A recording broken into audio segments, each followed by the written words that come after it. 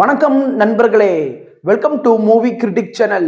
இன்னைக்கு நம்ம பார்க்க போற திரைப்படம் ரீசெண்டா தியேட்டர்ஸ்ல பேன் இந்தியா ஸ்டார் பிரபாஸ் அவரோட நடிப்புல மாருதி அவரோட இயக்கத்துல தமிழ் டப்பிங்குடன் ஒரு ஹாரர் காமெடி படமா வெளிவந்திருக்கிற தி ராஜா சாப் படத்தோட ரிவ்யூ பத்தி தான் தெரிஞ்சுக்க போறோம்.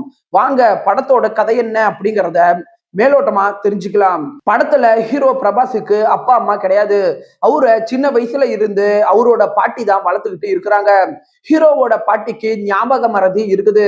அவங்க எப்பயுமே ஓடி போன தன்னுடைய கணவரை பத்தியே பேசிக்கிட்டே இருப்பாங்க. ஒரு நாள் ஒரு போட்டோ மூலமா தாத்தா எங்க இருக்கிறாங்க அப்படிங்கிற விஷயம் ஹீரோவுக்கு தெரிய வருது. சோ தான் பாட்டிக்கு ஏதாவது செய்யணும் அப்படின்னு தான் தாத்தாவை தேடி ஹீரோ ஒரு ஊருக்கு புறப்பட்டு போறாரு. அங்க போனதுக்கு அப்புறம் தான் தாத்தா ஒரு மாந்திரிகவாதி அப்படிங்கிறது ஹீரோவுக்கு தெரிய வருது.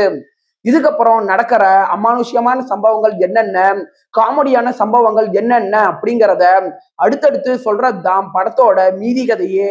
படத்தோட பாசிட்டிவ் அப்படின்னு பாத்தீங்கன்னா, பிரபாஸ் சார் தான் ஒரு ஒன் மேன் ஆர்மியா இந்த படத்தை அவரு தாங்கி நின்றுக்கிறாரு. வழக்கமா பிரபாஸ நாம ஆக்ஷன் படங்கள்லயே பார்த்து பழக்கப்பட்டுட்டோம். திடீர்னு இந்த மாதிரி காமெடி ஹாரர் படத்துல கலகலப்பா அவரை பாக்குறதுக்கு நல்லாவே இருக்குது. மேலும் படத்துல லீடா நடிச்ச சஞ்சய் தத் ஆகட்டும், மாளவிகா மோகனன் ஆகட்டும், நிதி அகர்வால் ஆகட்டும், ரித்தி ஆகட்டும், சமுத்திரகனி ஆகட்டும், இவங்க எல்லாருமே பர்ஃபார்மன்ஸ் வைஸா பிரமாதமா நடிச்சிருக்கிறாங்க.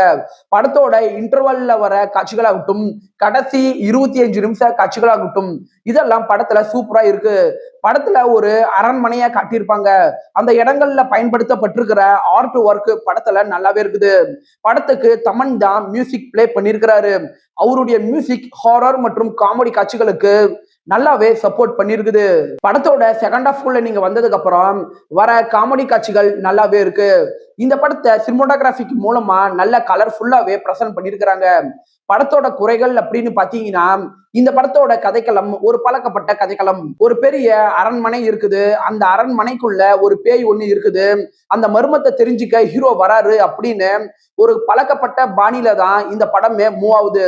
படத்தோட மெயின் கதை என்ன அப்படின்னு இவங்க சொல்றதுக்கு இடைவெளி வரைக்கும் எடுத்துக்கிட்டாங்க. படத்துல 3 ஹீரோயின்ஸ் இருந்தாலும் அவங்க பாடல் காட்சிகள் மற்றும் கிளாமரான காட்சிகளுக்கு மட்டும்தான் பயன்படுத்தப்பட்டிருக்கிறாங்க. அவங்களால கதைக்கு பெரிய இம்பார்ட்டன்ஸ் எதுவுமே இல்லாம போயிடுது. படத்துல வர காமெடி காட்சிகள் ஆன் அண்ட் ஆஃப் தான் ஒர்க் அவுட் ஆகிருக்குது. படத்தோட விஎஃப்எக்ஸ பத்தி சொல்லணும்னா பெருசா சொல்லிக்கிற அளவுக்கு இல்ல. பிரபாஸ் மாதிரியான ஒரு பெரிய ஆக்டர் நடிக்கிற படத்துல இந்த மாதிரியான ஒரு விஎஃப்எக்ஸா அப்படின்னு நமக்கே ஒரு கொஸ்டின் மார்க் எழதான் செய்யுது. ஓவராலா இந்த படம் ஒரு ஆவரேஜான படம் தான். 10க்கு 5.5 ரேட்டிங் கொடுக்கலாம். படத்துல ரத்தம் தெரிக்கிற வைலன்ஸ் காட்சிகள் இருக்குது. சோ ஃபேமிலியோட பாக்குறதுக்கு முன்னாடி யோசிச்சுக்கோங்க.